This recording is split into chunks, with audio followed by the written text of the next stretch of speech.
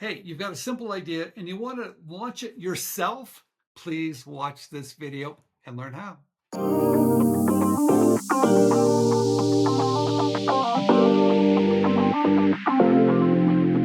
Okay, everybody, Stephen Key here with InventRight TV, and I've got a very special guest. Mark, welcome to InventRight TV. How are you doing? I'm doing great. How about you? I'm doing wonderful. Hey, I saw you on TikTok and I love your product. And we're going to get to it in just a minute. But before we get to your product and how brilliant and simple it is, could you tell us a little bit about yourself before you jumped in to product development and launched this product?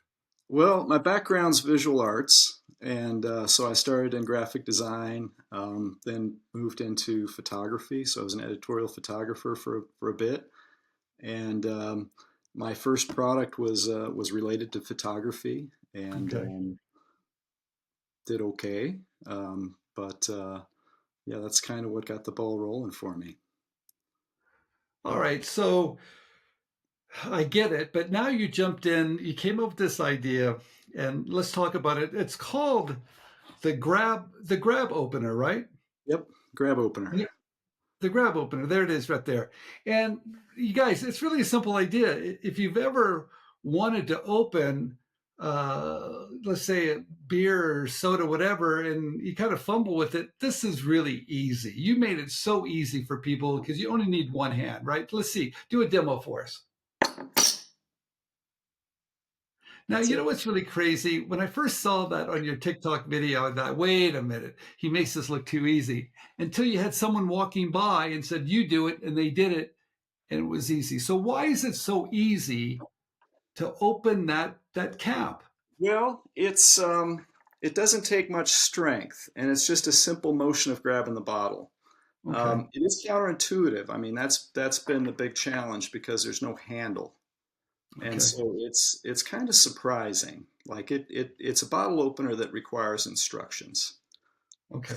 It does. Yeah, it's very simple, but there's no handle, and it's like we're Okay. hardwired when we're faced with a tool. Uh, Okay. Handle gives you a clue as to how it's used. I mean, we grip things and we manipulate them Okay. with that grip. This isn't gripped at all. It just hangs on that finger, and it's just designed to take that motion and snap this back on there. It just lines itself up as you bring your hand down. There's a magnet in there that centers it on the cap. It's loose on your finger, and then you're just gripping the bottle. Let's talk about the magnet for a minute. Uh-huh. Because that makes it easy to hold that cap and open it up. That has something to do with how easy it is to do it, isn't it? It has something to do with how smooth it is. Um, Oh, so the poles on the magnet are pointing outward. So instead okay. of sticking to the first place it contacts the cap, it's actually centering itself on the cap. Oh, So it's okay. it's drawing itself into place Okay. and centering itself.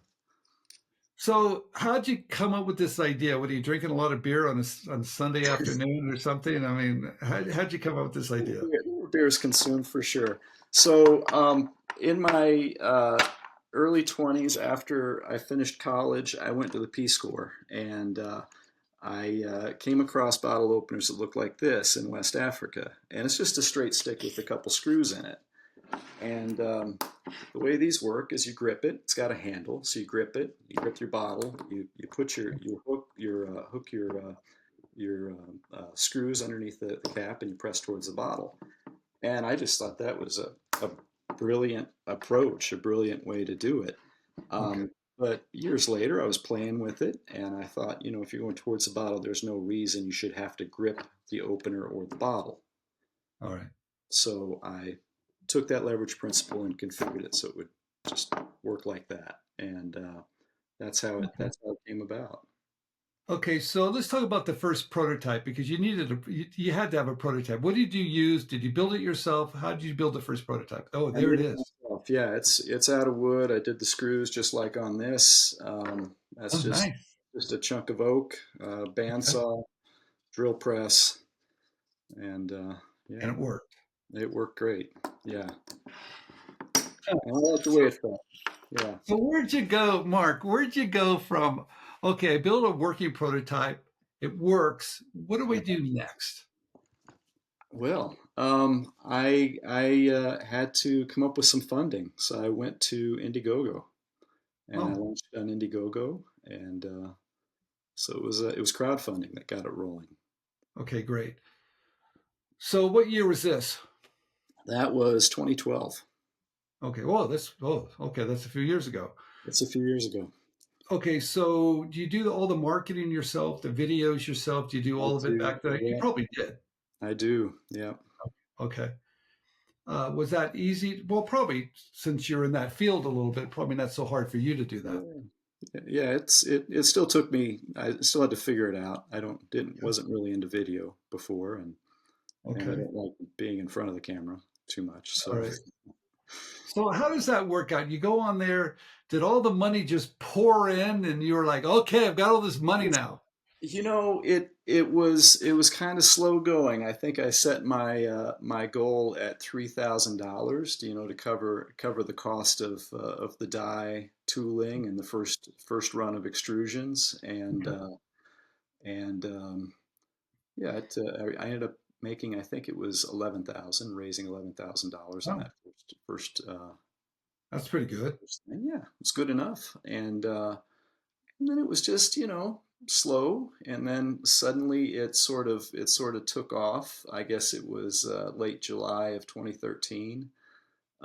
Somebody posted it on Reddit, and it went to page one, and next thing I knew, it was about $10,000 a day in sales for a week straight. Just Uh, completely sold out of my stock, and Okay, wait. Okay, wait a minute. At that point, your stock. Let's get to how do you build the stock? I mean, are you making those in your garage out of wood, or do you go ahead and no, no, so they're aluminum. They're extruded aluminum, and I have these extrusions done in Utah. This is a drop piece, but they come in 10-foot long bars, okay, and then they go to a bandsaw shop. And this is how I manage my cash flow a bit. So I'll just order up, you know, okay, 500 feet of extrusions, and then they go to a bandsaw shop, and he just runs his saw on auto feed when he doesn't have other work going. So he's just stockpiling pieces for me. And okay, then when I'm ready, I can call him up and say, hey, I need 1,000 sent to anodizing. And so they get sent out, get tumbled and anodized. And so I'm paying for each okay. stage of the process as needed, and I can adjust, my colors, based on what's selling well, and yeah. What about the package? Who does the package? Do they put it in the package, or do you do it yourself? I do the packaging, so that's a coaster. So I order up coasters. I've got instructions on the back, and then Nice. I've got an elastic staple machine here, Okay. and it's pneumatic, so I punch a So little you, elastic staple in there, and do you do everything on your kitchen table? Do you have an office, a warehouse, or where do you do this at? I got a garage for that. That's perfect. Okay, so all right, so you've got this. You've got it's manufactured here in the States. Hmm. They send inventory when you need it. Very Hmm. smart. You pull it. What colors sell the best, by the way? Oh, it depends. It depends. It kind of goes in waves. So I've got 9 colors right now. So Okay. this has been a big seller. This is industrial turquoise. I mean, I think that's my favorite. Okay. Yeah, I So think nice. red, black, and industrial are the big ones at the moment. Okay. So you got production down. You figured it out. You got a little area in the garage. You're shipping them out yourself. Things are going well.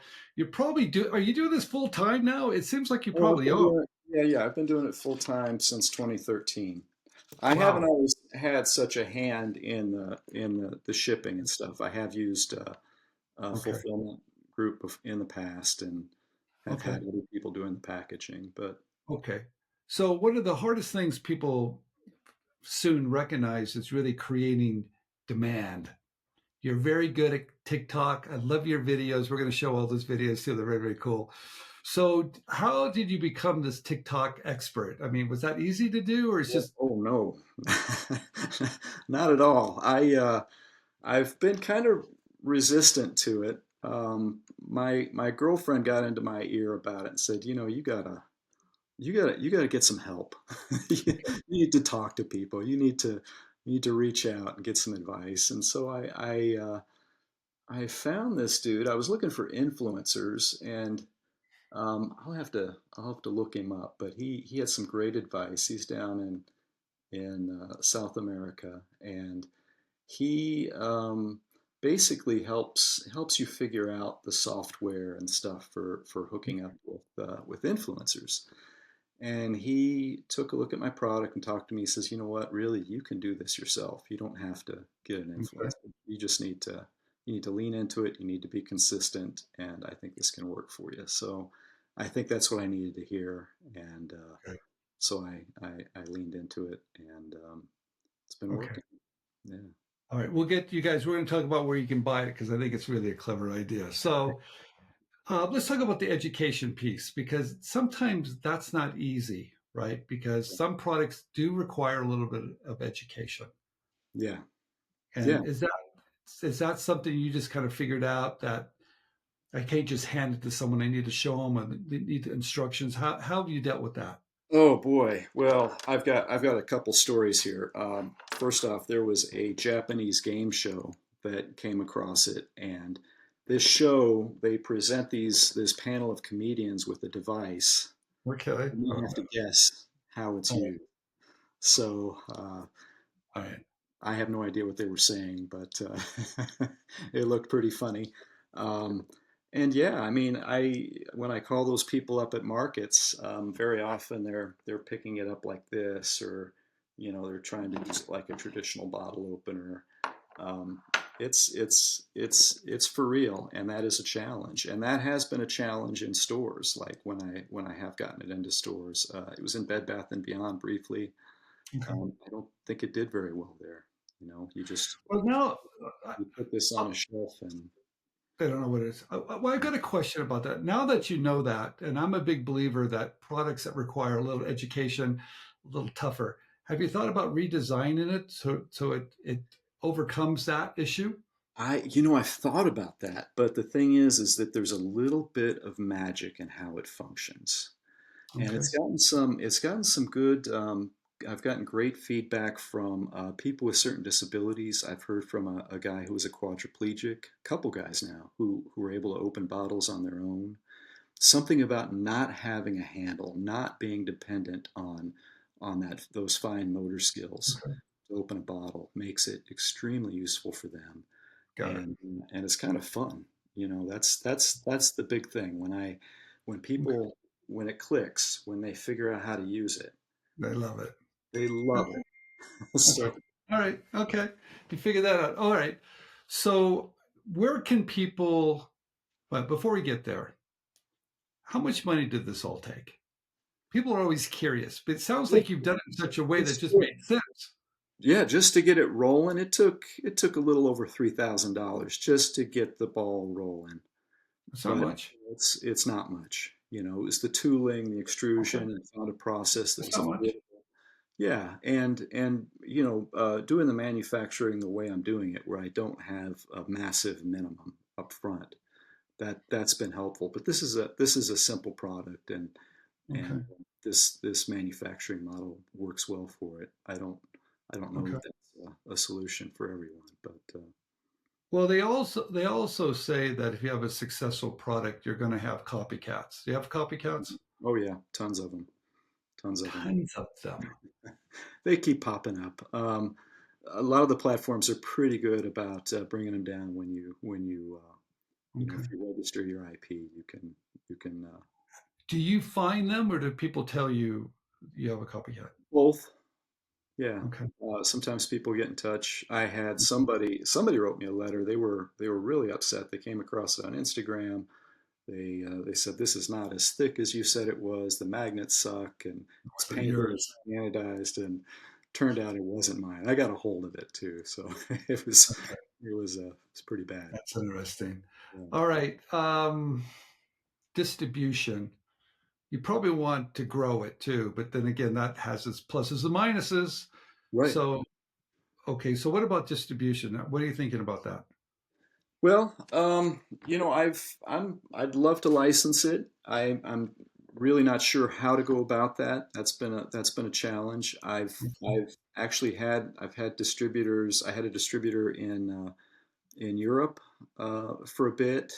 Pandemic hurt their business, so they're no Okay. longer around. But I had a group that works with a lot of occupational therapists, and you know, they make accessible tools. They reached out at one point. They were very enthusiastic, but once I sent them a sample and they realized it required instructions, they sort of backed out, you know, because they've got a model, they've got a system in place for selling, so it just wasn't a fit for them. Um, yeah, the challenge is finding a fit. It's just Yeah. finding a And place to do it. you had mentioned in one of your videos, pricing's a little high. If you were to manufacture, maybe some other place might be a little bit lower. That would probably help long term as well. Is that correct? That's correct. That's correct. There is some room on this. I do need to keep in mind, you know, I didn't want to slam the door on wholesale, so I have to keep that in mind. You know, pricing for Of course. retailers so they can have some room. Good. Yeah, Wonderful. So where can people buy it? I want it. Where can I get it? GrabOpener.com is the best place. All right. Is there anything else you want to share with anybody that's got an idea that's just starting out? Well, I think the best thing to the best advice I can give is there are infinite ways to approach a problem. You know, Mhm. so don't give up. Okay. If you see one obstacle, you can find a way around it. Okay. There's one thing we didn't mention. I'm going to circle back around. What type of IP do you have? Do you have it? Do you have a trademark, I have a design patent, utility? What do you have? I have a utility patent and Oh, a trademark. okay, good. Oh, good for you. Thanks. Hey, you guys, Stephen Key here, InventRight TV. I like this product. I liked it when I first saw it. It was so simple. It's easy. It looks like it's actually fun too. So if you want to support this wonderful inventor entrepreneur, buy it. You know where to buy it. If you want to have it down below, there it is right there. I think it's really smart. Mark, thank you for being on. There it is. I love that. Thank you for coming on InventRight Thank you very TV. much, Stephen. All right. Take care. Thank you. Okay, you've got a great product idea and you're not quite sure what to do. Or maybe you've got inventory in your garage because you were selling your product on Amazon and you don't want to continue doing it, but you want someone to help you license your idea to a company to bring it to market for you. We have a new program that's called Gateway, where we do all the work for you. We'll find the right companies and the right people to make sure your product is pitched correctly to get the licensing deal. This new program is called Gateway. If you're interested, please check it out.